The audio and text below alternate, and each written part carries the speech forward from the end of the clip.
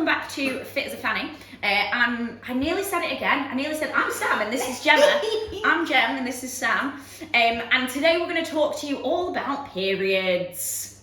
Yes, so what I thought we'd talk about first actually was about your menstrual cycle. So we are going to talk about menstrual cycle in relation to training and nutrition.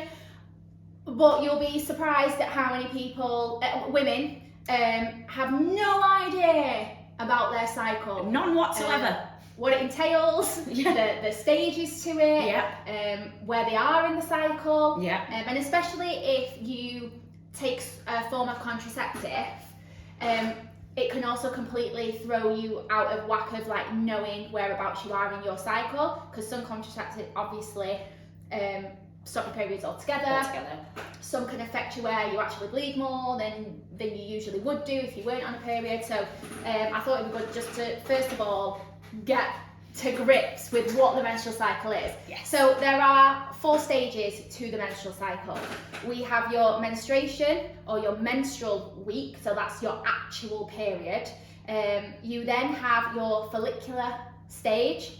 You then have your ovulation stage, and you then also have your luteal stage. So I like to think of this like the seasons of the year. So your menstrual is winter, then your follicular stage is spring, summer is ovulation, and then autumn is your luteal phase. It's a good way to think about it because in terms of how you actually feel, like in winter you kind of just want to be hibernated and left alone, and you've got all of your PMS symptoms and you feel a bit ugh. And then as we move through into spring, into summer, you sort of start to feel a little bit better, your energy picks up, and then the luteal phase, we're sort of getting ourselves back ready for hibernating for Hibernation, So I like to think of it in those sorts of stages. So your first week, your menstrual week, so your actual period, your estrogen and your progesterone levels drop. Okay, now this can last like between 3 to 7 days usually. I know for me, my period lasts like 4 days, maybe 5. I don't actually go a full 7. No, same. And it'll be light, medium, heavy, medium, and off, or light, and I'll spot for a day. So that all depends, that varies dependent. So that's your first stage. So your estrogen and your progesterone levels drop, which then means you're getting a lot of PMS symptoms, sore boobs, which will have actually already started in your luteal phase, but we'll come to talk about that shortly. So PMS symptoms, fatigue, you might have like lots of food cravings, you're probably not going to have the greatest of sleep, you're going to want to sleep more because you're tired and you're fatigued. Sore boobs, you might have stomach cramps as well. I actually have never really suffered with period cramps, but I could tell you when I ovulate every single month and which ovary I ovulate from, and at the moment it happens because it is so painful. Really? Honestly, I can be walking down the street and be like, oh, ovulated. What an absolute weirdo! Honestly. No way! Yeah. And apparently, so it's actually to do with how tight your hip flexors are. So because the hip flexors run from the quad into your abdominals, basically. Yeah. And that, it's like your hip flexors are like a band. And so if you have tight hip flexors, that band, if you think of it like an elastic band, is pulled really tight. And obviously, you have your ovaries that sit underneath. So if they're really tight, when your ovary gets ready and starts to like sort of, not inflame, but starts to, essentially inflames to then release the egg, it's like, when it releases, it's that elastic band effect because it's pressing against the hip flexor. And I've got extremely tight hip flexors. So I know, and I always have done, I've been so in tune with my body since I was like 14, right? That's when I got my first period. And I have always been so in tune with what was happening. Well, my mind is blown. Yeah. What is this madness? Little fun fact there. It's actually usually to do with the fact that you've got really tight hip flexors that you feel your ovulation. happen. And I thought I was the weird one between us. No, you'll probably find it's me. I like that a lot. I get the cramps, my ovaries hurt. Not horrendously so, but enough that I need to take like a paracetamol and stuff. Oh, okay. Because it's more like a pressure than anything. It just, and then I can tell when I'm gonna have a heavy bleed because I'll have it straight after that. Oh, okay. But I end up just saying my ovaries really hurt, and then Andy just like avoids me. Like, I'm gonna go over. I'm gonna go away. Yeah, absolutely. But it's true because obviously your hormones drop during that week. Yeah. And I think this is the hardest part for a lot of people to understand. I mean, I'm in a science background. You know a lot about it in general. One hormone doesn't affect just one thing. No. So you have hormones that are released from your ovaries that will then affect all different other parts of your body. So that is why when you have that, lowering of progesterone and estrogen, that's why it impacts so many other things. 100%. Because it doesn't just affect your ovaries and what's happening there. Actually, there's a feedback loop that comes into something called your hypothalamus, which affects your brain and blah, blah, blah, blah, blah, and loads of other different things. So that's why. So when you are in that week, and it's one of the reasons why men can't really understand it, is because they don't necessarily experience it. But it is one of the main things and why it impacts us so much, and why it impacts other, some women more than others, is because those hormone spikes and changes impact so many other things. Yeah. And I mean, I'm quite fortunate to not get cramps, and I don't get horrific symptoms or PMS symptoms or menstrual symptoms. But I've got friends who suffer ridiculously. Yeah. It completely not wipes them out. They'd have to pop paracetamol every 4 hours because it's just so painful. And lower back pain and all sorts. Yeah. And we'll come on to it, but one of the biggest regulators of your hormones, biggest regulators for hormones are sleep, nutrition and exercise. So actually, if you want to help with your PMS symptoms or anything like that, they are the 3 best things to do. So we'll come on to it, but one of my clients I had years ago had the worst PMS symptoms, literally held up in bed for a couple of days. And as soon as she started training and doing extra stuff and weight training things, found the PMS symptoms massively reduced 100%. Because you then eat better, you sleep better, so it impacts all of those. But like I said, we'll get into that a little bit more in a bit. You are 100% right.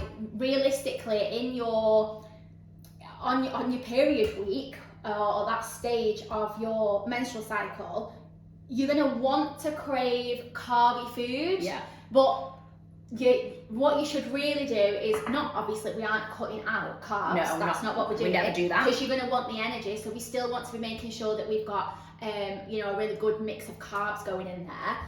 But you really want to be having a really high protein and fat macro split, realistically, because the proteins and the fats are going to help for us to, our body is going through a huge change, right? Absolutely. You know what I mean? There's a lot going on, so we need to repair. Yeah. We need to repair, so protein's going to help with that. The fats is going to help with those sugary cravings. Yeah. Which is what people want to go for. They want to go for the sugar, and what we need to do is level out that blood sugar level. 100%. So higher fats, higher protein, from a nutrition standpoint, is what we really want in this first stage. Yeah. Your fats also, make up hormones. So if you're experiencing a drop in hormones, which happens in the menstrual phase, actually by fueling a little bit more with fats, you're helping to replenish the parts that make a hormone up, essentially. 100%, and that's what we need. We need to give our hormones back to our bodies, essentially. That's what we need, because that's what's happening. So from a training point of view then, for this week, realistically, you're going to want to be making sure that you're doing something that's a very light, low impact, like a yoga. Yeah. Something nice, something chilled. You are not going to be hitting any strength PBs in this week. You are probably, if you're strength training, you are probably going to feel like, shit, last week I was lifting 100 kilograms on the leg press, and this week I'm struggling at 40, right? Because you are just not going to have that energy. You're not going to have the hormones to help you push yourself that hard. So yoga or Pilates, foam rolling, stretching, yin yoga. Yoga nidra. That's my favourite one. That's the one where you just lay down and sleep. You just lie there. Right? Or you hold long position, but not like strenuous positions, like a downward dog for 3 minutes. Let's not be doing that. No. But like, if just very nice, gentle positions to hold them for a few minutes, is going to be where you want to be at with your training. You're just not going to be able to push, and you're not going to feel like it. No. And because of that, then you're going to want to make sure you're getting adequate sleep. Yes. You're going to be fatigued and you're going to be tired. You've not got the energy levels that you would do the rest of the month. So you want to be making sure you're getting adequate sleep. Now, I know for new mums, maybe not ideal. Not ideal. When you're up every couple of hours, feeling really in the night. But try and get your sleep where you can. Yes. Absolutely. Because it's really important. Your sleep is where everything resets itself, everything recuperates. You have to have sleep for your body to recuperate. If you don't, you can't recover and you can't recuperate. No. And a little interesting fact that I actually learned the couple of weeks ago on sleep is, you know how people say, I'll just catch up at the weekend. I did sleep last night, but I'll just catch up at the weekend. Yeah. You will never actually catch up your sleep. No, you won't. You'll never catch it up. No. So, say I only slept 4 hours last night, and I go, do you know what, I'm just going to catch up tomorrow. I might sleep my normal 8 hours, and I might have an extra 2 hours. Yeah. It's only an extra 2 hours. Yeah. I would have to do that, 4 days on a run? Yeah. To catch up with my sleep. 100%. And it's not possible. No. Absolutely not possible. You accrue sleep debt, but there's no way you can catch up on it. No, you can never repay that sleep debt back. Exactly. So get your sleeping, guys. Yeah. Get your sleeping. Really important. So get it in where you can. Absolutely. 100%. Absolutely. Because you're going to need it in this stage. And in that week as well, and I say it, we say it a lot to our clients, if you've set your alarm for a 6 a.m. session, but you've not slept very well, sack the 6 a.m. session off. Because in this week especially, sleep is, what they're saying at the moment, lack of sleep is the new smoking. No, sitting down is the new smoking, they're saying. But lack of sleep, it's one of the main reasons why shift workers have a higher rate of cancer, because of your lack of sleep. Yes. So in this week, when you need to recover and you need to repair, it's much better to get that sleep in than it would be to get your session in. Now, same again, all of this is very relative to different people. I've got clients who absolutely, the PMS symptoms don't affect them as much. Those hormone spikes are not as much. So in their week when they're on their periods, we do lighter weights. We're still not going strenuous. We're still not looking for PBs, because that's just not going to happen. We include a lot more yoga, a lot more stretching, a lot more recovery and repair.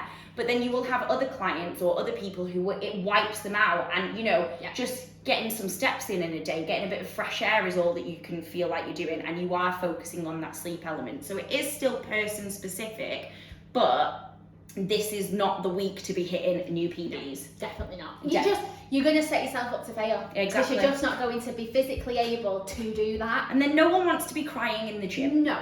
Because I've been there. Yeah. Well, not on the gym floor, but I have walked out of the gym and cried in the car. I love it. Oh no, I've done it on the gym floor. I've done it on the gym floor. It's fine. It's all right. Don't worry about it. We've all been there. Yeah, no. Okay, so that's your period week. We then come into spring. So this is your follicular phase. Now, we have a little hormone that is released, which is your follicular stimulating hormone, or your FSH. Now, that's released, and then it means as well that our estrogen levels start to rise. So you're going to start to feel a little bit better, right? So in this phase, this is where we want to be doing more of our endurance exercise realistically. So we want to be doing cardiovascular exercise. HIIT is also a good one, but you can do a lot of high intensity cardio work here. Yeah. This is a really good place to be able to do that. So for me, if that was me, I'd be getting some of my Metcons in. Yeah, so like a bit CrossFit. Yeah, if you think of like a bit, CrossFit-y, you know, a lot of reps, sweating a lot, things like that is really, that's quite a good one. HIIT, another really good exercise or form of exercise to use in this phase. Again, with this phase from a nutrition point of view, what we want to be looking at, high protein, 100%, because your body's going to start to work again. And what we don't want to do is we're doing a lot of cardio, right? And what we don't then want to do is just eat every carb in sight. Yes. Okay, and although you'll be doing a lot of cardio, you'll be using that source of carbs to help you with your energy levels. But because it's high intensity, you're going to want to make sure that your body is repairing. Yeah. Protein is the food source that helps repair the body. Yeah. You're going to want to need it. And the other thing with HIIT training, so the whole point of HIIT training, when done correctly, is that you restrict the body of oxygen, okay? It then spends the next 24 to 48 hours trying to get that oxygen back. That's a very energy exhausting process, and that's where we get the afterburn effect, where you burn more calories, essentially, for the next 24 to 48 hours. And that's why we say you want to be doing HIIT training 2 to 3 times a week on alternate days. You don't want to be doing HIIT training on a Monday and then HIIT training on a Tuesday and then HIIT training on a Wednesday, because you've then not allowed that repair process to happen, that oxygen back into the system process to happen. So you've negated, it's one of my favourite words, negate. It's one of my favourite words. You've then negated that whole afterburn effect. So you looking in the, thinking, HIIT training, it's really good because you burn more calories, only if you get the rest in. If you're not getting the rest in, you're stopping that process from happening and you're just going to burn out instead. Yeah. So HIIT training in your follicular phase. I was like, follicle? In spring. In your spring phase, but not every day.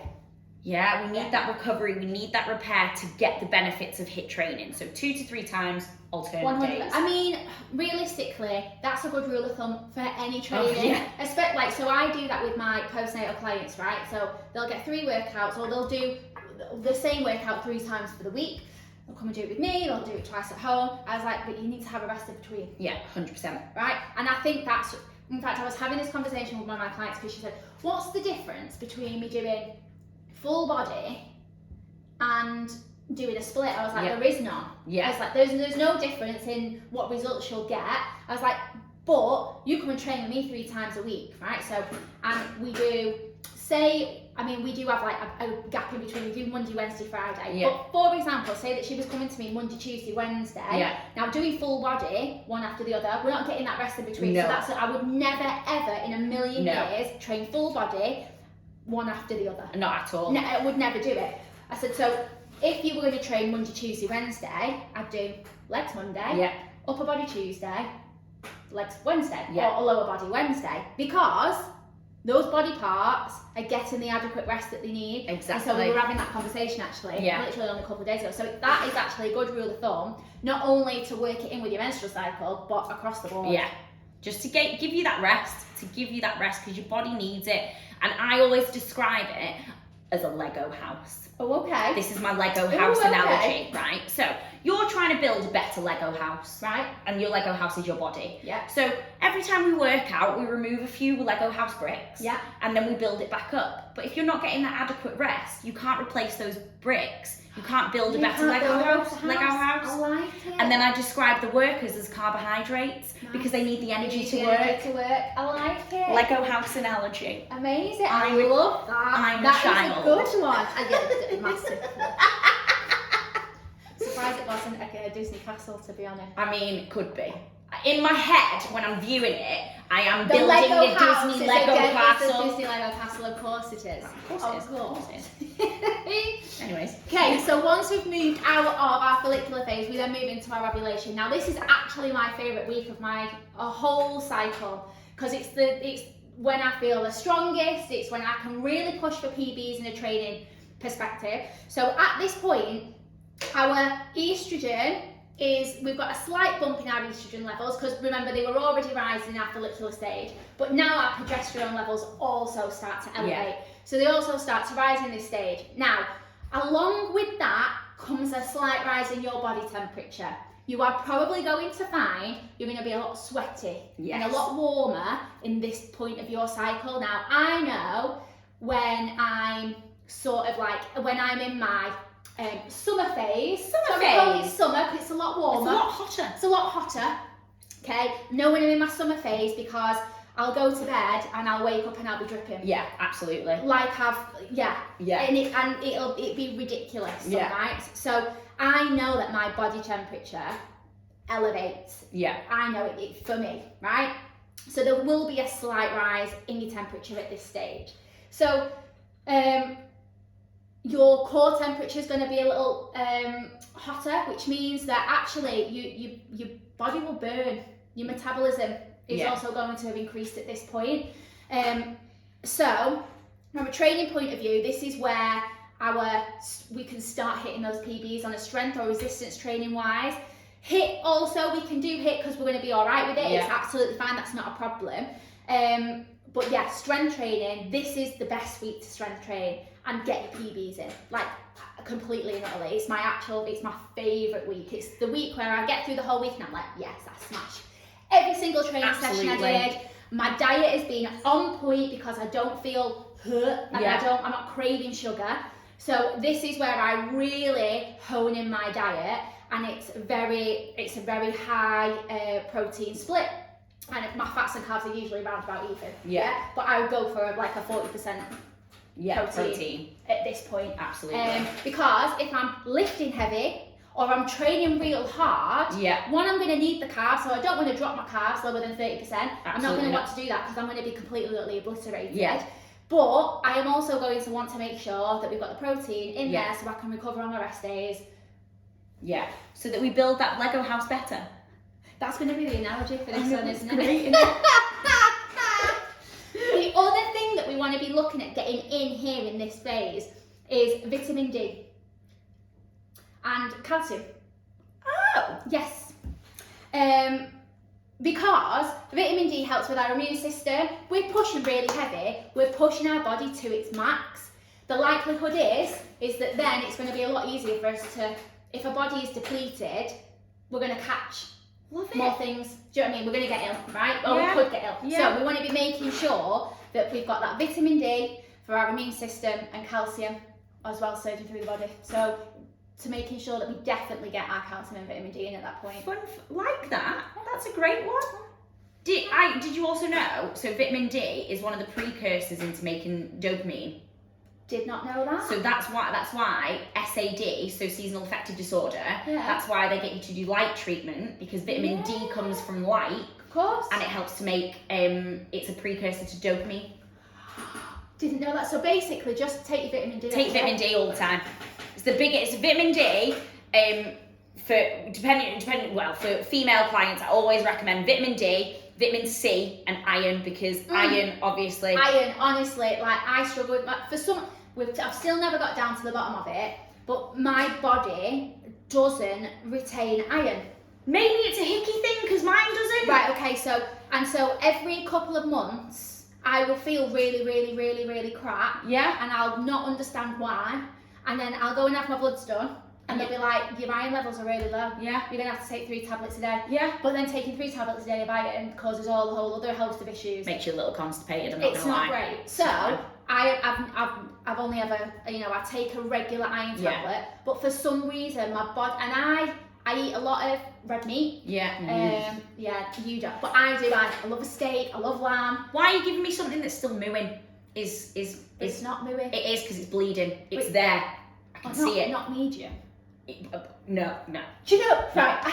So, look, can't remember if it was my youngest brother or my middle brother turned around to me the other day and was like, because my mum won't eat rare or medium rare. It has to be fully cooked, right? Yeah. Whereas I like a medium, right?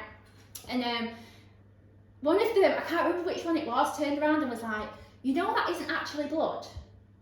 I was like, what do you mean? It was Jordan. It was definitely Jordan. I can tell you who it is. What do you mean? He was like, yeah, apparently it's not actually blood, it's like something else. And I've not checked up on it, so I don't know if he's telling the truth or whether he's got his wires crossed. Yeah. So I will read up about it and I will have a look into it. But apparently he was like, it's not blood. Yeah, but it is. But I thought it would be. Yeah, but it is. Yeah, I thought so. If you know, then let us know. Please drop us a message and let me know. Let us know. Because if I'm being really dim or whether I have a younger brother who's being a little bit dim. It's probably the latter. If you knew the brothers, you'd know. Oh no, that's tight. Yeah. That's tight. But yeah, iron is one of the things that I recommend to all my clients, because obviously you lose a lot of blood during your period, and iron helps to make up your blood. You need iron in your blood to absorb oxygen, so that's why sometimes when you're low in iron, you can feel a little bit breathy. You can get out of breath a little bit more. The other main thing is you have to take vitamin C with iron. So imagine vitamin C like a gate opener. So to let iron in, vitamin C can open the gate. Without vitamin C, those gates can't be open and you can't absorb iron. That's the same with vitamin K and calcium though, isn't it? Calcium is vitamin D. Sorry, vitamin D and calcium. Yeah. That's why they put it together. That's why they put it together. Yeah. But yeah, vitamin C and iron, highly recommend just in general. Mm-hmm. The worst that's going to happen is if you take, if your body doesn't necessarily need it, if you're taking one a day, is that you'll just have really expensive pee, which is because your kidneys just get rid of it. So it's not the end of the world. It's not a bad problem to have. No, not really.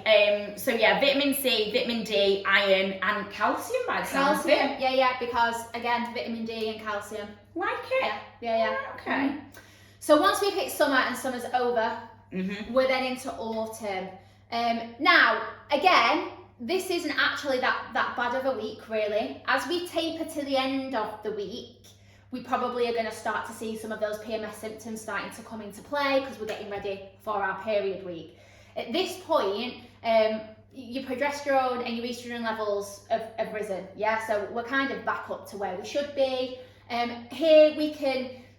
Well, we get there, and then we have a drop of them both because then we're going back into our menstrual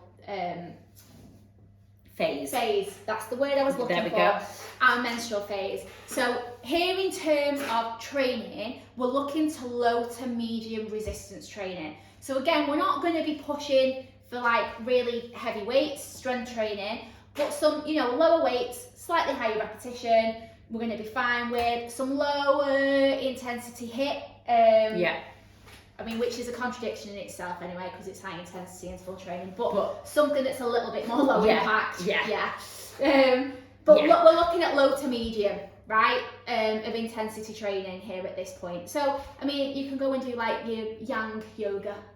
Here, really? Yeah. So, what's it called? Like a vinyasa? Oh, yeah, with the flowy things. Yeah. Yeah, you can tell we're really strict yoga instructors. I attend a couple of yoga classes and that's about it. Honestly, they had me in some right... Oh, they do? So, do yoga class on a Wednesday. Now, my background is a dancer and a martial artist. Yeah. So, I actually am relatively quite flexible. Or so I thought. Absolutely not. Honestly, some of the... at one point, I stood there and I thought, I don't even know how you got into that position for me to copy. No, absolutely. I've got no idea. Absolutely Never mind not. Hold it. No, exactly. She wanted me to be wrapped up like a pretzel on one leg. Oh yeah, I quite like that one. It's a figure four, one leg, right? And then you which was fine. Yeah. But no, all still in here. All right. And then to handstand. Yeah. Yeah. It's like compass or something because then your leg goes out this way and you're all in a... Yeah. And then she wanted my leg up here. It's just... Yeah. No. But no, anyway. Moving swiftly on. So here we are going to be wanting, some yoga, great, some low to medium intensity resistance training, we're going to be absolutely fine with. You are going to start to get some of that bloating, probably a little bit of fatigue in the latter end of this part of your week or of your phase, to be fair. Yeah, as we start going back into that wintry time. That hibernation time. But yeah, it's all about listening to your body, because if you are very cyclical in that you are massively impacted by this, then these are the ways to train to ensure that you're getting the best out of your training, to make sure that you're not pushing yourself too much in the phases that's not going to happen, so that you don't demotivate yourself, so that you don't run the risk of getting injured, so that you stay on top of those goals at the same time and train, because it's a huge process that your body goes through, and different people, we'll talk about it next time, but like menopause, PCOS, different people have different lengths of phases. So actually, and then if you're on the pill, if you're, taking other forms of contraception, this doesn't stop happening. It's just whether it's the symptoms that we see. Yes. That change, rather than the whole process doesn't stop. No. Everything still happens internally. But it's just the symptoms that we see on the outside. Yeah, exactly. So, if you are on the pill, if you are doing all those things, all of these changes are still happening within your body. So you still want to be in tune with them. And for some people, you are very in tune with yours. You can utilize it to your advantage then, massively so. It's just listening to your body, doing what feels right for you. 100%. And I think, what is a really good tool to do is, if you do get a period out, well, even if you don't, right, track how you feel daily and weekly. So if you do actually get a period, then you know that that's when your menstrual cycle is starting. So track it, the day that it started, know it on a calendar, and you Google calendar, whatever it is, on a piece of paper. There are loads of different apps you can use as well, but easy form, note it down in a diary, on a calendar, and track how you feel through that week. Then note when you obviously stop bleeding, and then then that you're going to be in your follicular stage. So track how you feel across there, and then track how you feel when you get into your ovulation, and start to get in tune with what it is that your body is doing and how you feel. Because if you're just kind of sailing through it and you're like, oh, I just feel a bit crap today, I can't do this, and I could do that last week, but actually you don't know why. Yeah. Then that's going to cause you a lot of stress. Yeah. And stress you out. Well, exactly, and that's the thing, having periods and being a female in general it's stressful anyway, so you want to try and alleviate as much of that as you can. And like we said before, one of the biggest regulators of hormones is exercise. So if you can use it to your advantage, then you may as well. It's a trick there that you may as well use, because if you know that, okay, I'm going to feel really tired this week, so I'll do some yoga, and that's going to make you feel better, then why not do it? Yeah, 100%. Same with your ovulation phase, when you are absolutely smashing it, use that as the week to ensure that is when you are trying for your PBs. Don't use that as a week where you're going to go run 10k, or, well, actually you said endurance, but do you know what I mean? Don't use that as a week when you're like, oh, I'm just going to do my yoga this week instead.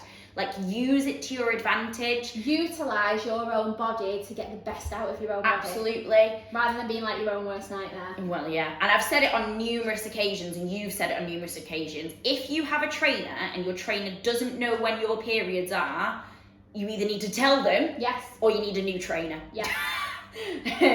Because one thing I ask all of my clients is, I want to know what PMS symptoms I've got every single day. Yeah. Absolutely. Whether they tell me is well, that's the other thing. I've had the same conversation with some of my clients this week, because they've been on their periods, or they've come onto their periods, or whatever, and I've said, right, well, I'm not going to program HIIT for you this week, or I'm not going to do this for you this week because your body's going through X, Y, and Z, and they've kicked off at me. Well, I want to keep progressing. You will keep progressing, and then I've had to explain my Lego house analogy yet again. Lego Disney castle. Aren't people funny? I know, yeah. But do you know what stuck in my mind is when you were talking and saying, when your pregnant client asked you, well, what's the point of exercising during pregnancy? What am I working towards? And it's not all about weight loss, fat loss. Yeah, a physical goal. It's about feeling good, feeling healthy, having a healthy body in the realms of pregnancy for the baby that you're growing, and to put you in a good position once you've had the baby.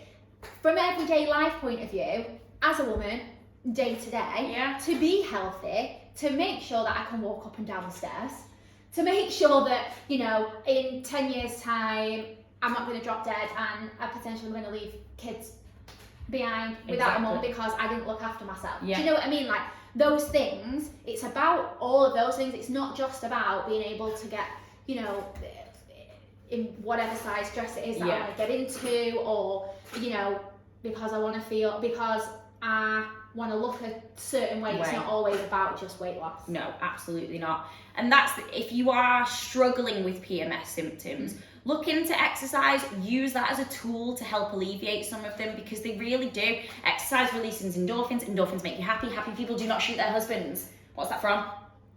Legally Blonde. Oh, I should know that. I really should, to be fair. But it does, it releases endorphins. Bend and snap, thank you. That's how I describe a kettlebell swing. Me too.